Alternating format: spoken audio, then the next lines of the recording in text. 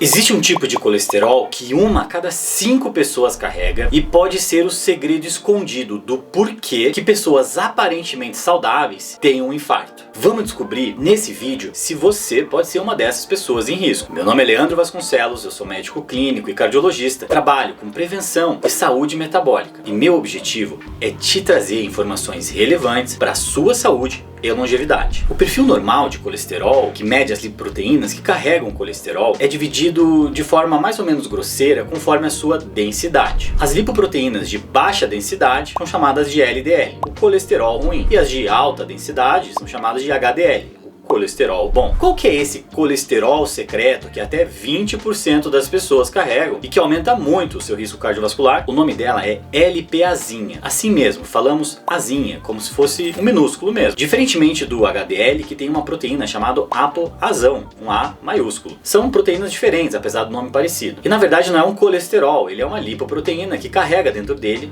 colesterol. A LPazinha é um tipo de lipoproteína de baixa densidade, ou seja, ela é um LDL. E tem uma proteína a mais chamada apoazinha ligada à ApoB, que é tradicional do LDL. Isso torna ela um LDL muito mais perigoso. A LPazinha é um fator de risco para doença cardiovascular e estenose aórtica calcífica, uma doença que entope a válvula na saída do coração. Até o momento não existe um tratamento medicamentoso oficial para a LPazinha elevada, mas fique atento nesse vídeo que eu vou te contar tudo o que você precisa saber para estar dentro desse assunto e se proteger desse fator de risco. A apoazinha é uma proteína sintetizada no fígado e os estudos até o momento mostram que os níveis de LPazinha são determinados geneticamente, estáveis a partir dos 5 anos e não sofrem grandes mudanças através da dieta ou estilo de vida. A LPazinha é uma das lipoproteínas que carregam uma ApoB e causam doença cardiovascular. Se compararmos partícula por partícula, a LPazinha é 6 vezes mais heterogênica do que o LDL, ou seja, muito mais capaz de causar doença cardiovascular. E um dos fatores de risco escondido em pacientes aparentemente saudáveis que têm um infarto ou um AVC. Se você conhece alguém que teve um infarto ou um AVC, manda esse vídeo para ela. É muito importante ela ter noção dessa informação e desse conhecimento. Aproveita para deixar o seu like, seguir o canal e sempre estar atento para mais informações relevantes para sua saúde e longevidade. Como o LDL é muito mais abundante do que a LPazinha, ele carrega a maior parte do risco cardiovascular devido a esse gradiente de concentração que é muito mais alto. E por que ele é mais perigoso que o LDL? A LPazinha tem propriedades pró-inflamatórias e pró-ateroscleróticas, que pensa-se ser secundária à capacidade de carregar fosfolípides oxidados, além de promover a expressão de genes que geram uma calcificação na válvula aórtica. Uma das partes dela é muito parecida com a molécula de plasminogênio e interfere na quebra dos coágulos, então facilita dessa forma eventos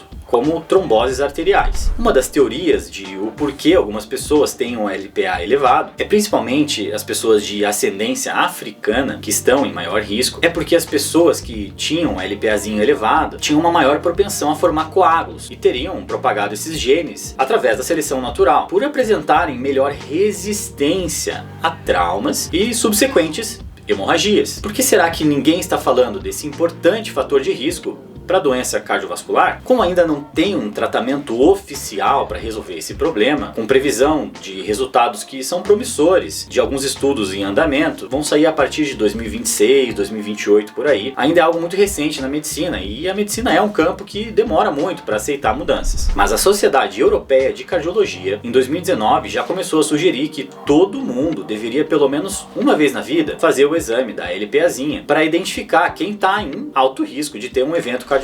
Mas ainda não é algo unânime em todas as sociedades, o que me parece ser apenas uma questão de tempo para ser mudado. Como medimos a LPazinha? Quais resultados são preocupantes? E na sequência o que fazer caso você esteja em risco? Existem duas formas de medir a LPazinha. Uma delas é através da sua massa e a outra do número de partículas. E o que muda é a unidade de medição. Uma é miligramas por decilitro e a outra nanomol por litro. A segunda é a mais precisa. Quando falamos em número de partículas, nanomol por litro. Níveis acima de 30 miligramas por decilitro são preocupantes, mas realmente preocupantes acima de 50 mg por decilitro. Já em nanomol, abaixo de 50 é ótimo e acima de 125 traz preocupação. E o que você deve fazer caso tenha sido sorteado na loteria genética e tenha níveis elevados de LPazinha? Atualmente, a classe dos inibidores da PCSK9 são uma opção para reduzir até cerca de 25% dos níveis da LPazinha, mas ainda há a saber o impacto clínico dessa redução. A niacina, a vitamina B3, também tem a capacidade de reduzir os níveis de de LPazinha, mas os estudos com a niacina foram negativos em relação aos desfechos. Então, imagine que o seu corpo é uma cidade e as partículas de ApoB são carros circulando pelas ruas. Existem dois tipos principais de carro, os LDL e as LPazinhas. Os carros LDL são carros comuns, eles estão por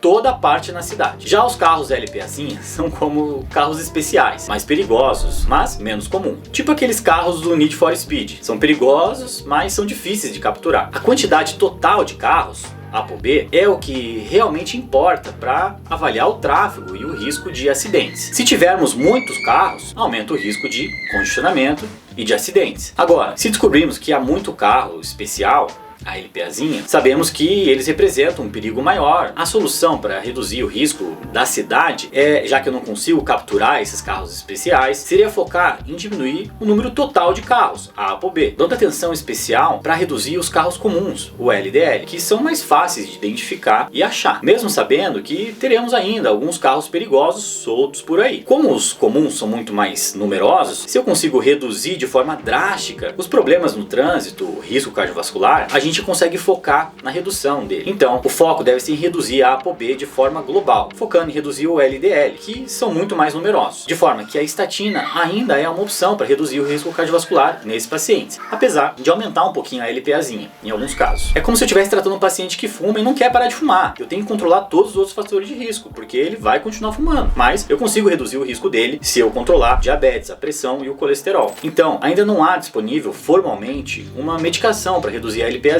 de forma que isso é até uma barreira para as pessoas dosarem esse importante fator de risco nos seus exames de rotina. Embora ensaios clínicos randomizados sejam, em última instância, necessários para testar formalmente essa hipótese, os resultados desses estudos sugerem que o controle de 7 outros fatores de risco cardiovascular poderia reduzir o risco em pacientes com altos níveis de LPazinha. Em conclusão, a LPazinha deve ser dosada pelo menos uma vez na vida para identificar pessoas que estão em risco e que merecem um cuidado especial e controle de todos os outros fatores de risco cardiovascular, de forma que a atividade física e uma dieta saudável devem ser fundamentais para o manejo dos pacientes com altos níveis de LPazinha, mesmo que essas medidas não afetem os níveis de LPazinha diretamente. Um grande abraço!